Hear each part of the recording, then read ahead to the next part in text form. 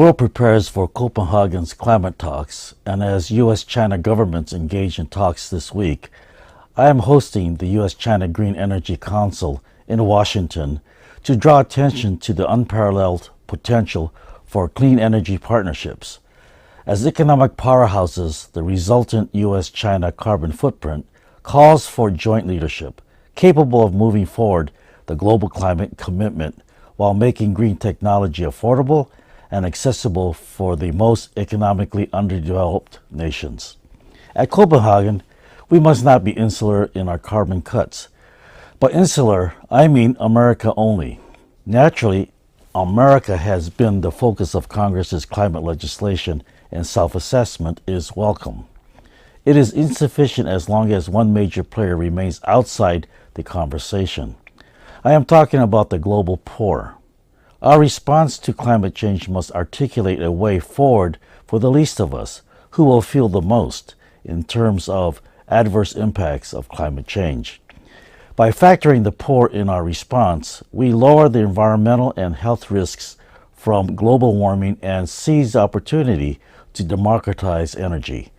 By that I mean one person, one vote becomes one person, one energy supplier, wherein energy supply is not controlled by a few utilities, but by every household. Consider our centralized energy system. Americans have limited options when it comes to energy supply, suffering market forces and fluctuating prices. In response to my state's electricity crisis, California residents are now selling their own renewable energy. Homes are topped with solar panels, which generate power and offset electric bills. This is putting power into the hands of the people. If America leads lowering the price for household-sized technologies, others will follow. Companies designing home-appropriate panels, turbines, or other devices can amass majority market share, then go global. My district in the Silicon Valley region is driving fast toward this goal. No doubt others are too. What does this have to do with the poor? In democratizing energy supply, by opening markets and incentivizing innovation, we help households go green because products will be affordable. Greener households equal a greener planet, which is good for reducing climate-related risks faced by poor communities. The prize for the developing world is in the accessibility of individually sized energy-producing devices.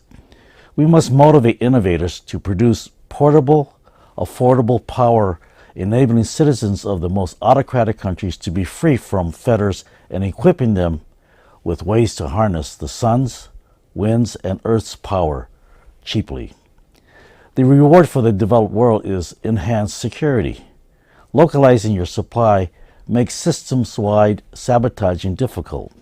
A country powered locally by individual households harnessing the sun, the wind, or other renewable resource is a country more secure with less risk and less fear.